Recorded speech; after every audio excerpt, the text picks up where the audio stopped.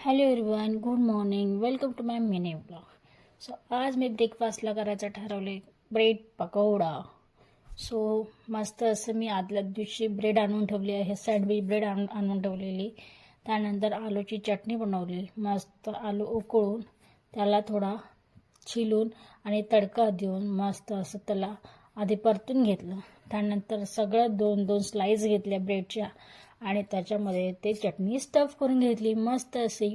आणि आपल्याला अशा प्रकारे सगळंच ब्रेड म्हणजे जेवढं आपल्याला लागतंय तशा प्रकारे सगळंच मी भरून ठेवलं आहे, स्टफ करून ठेवलं आहे. त्यानंतर मी लगेच बेसन, त्याच्यामध्ये अजवाईन, तिखट, मीठ असं सगळे मसाले वगैरे स्पायसेस टाकून आपल्याला तसं एक बॅटर बनवून घ्यायचं आहे. थोडं थिक असं, एकदम पातळ पण नाही बनवायचं आहे, थोडं थिक बॅटर बनवलेलं आहे. त्याच्यामुळे ते कसे त्या ब्रेडला लागतं, नाहीतर ते पाणी पाणी होऊन जातं तर त्याला लागत नाही. त्याच्यामुळे मस्त असं बॅटर बनवून घेतलं आहे गाढं. आणि त्याला ब्रेड ते सगळे पीसेस मी त्याच्यामधून काढून तुम्ही बघू शकता तळून घेतले. मस्त असं क्रिस्पी तळून घेतले, सगळे रेडी करून घेतले फटाफट. मस्त एक नंबर आणि क्रंची झाले होते. छान तळून घेतलं आहे मी मस्त.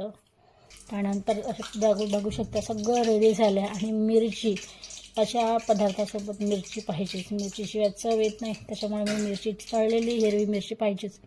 त्यानंतर मी त्या पीसेसला कट करून घेतलं आहे, कारण ते एक प्रॉपर ब्रेड पकोडाचा आपल्याला शेप मिळतो. सो मी सगळ्याला कट करून घेतलं आहे. मस्त एक नंबर क्रंची झाले होते. ते मी कट करताना तुम्हाला आवाज आलाच असेल. मस्त असे क्रंची झाले होते आणि मग मी खायला घेतले आणि खूप टेस्टी झाले होते, क्रंची झाले होते. त्याच्यासोबत मी टोमॅटो सॉस पण घेतलं. मला टोमॅटो सॉस पाहिजेच, जर तुम्ही मिरची सोबत पण खाऊ शकता. त्यानंतर मी लंच बनवायला घेतलं. तर तुम्ही बघू शकता, मी हे पूर्ण दाखवलेलं नाही आहे. मस्त आलू आणि वांग्याची भाजी केलेली आहे, मस्त तर्रीदार.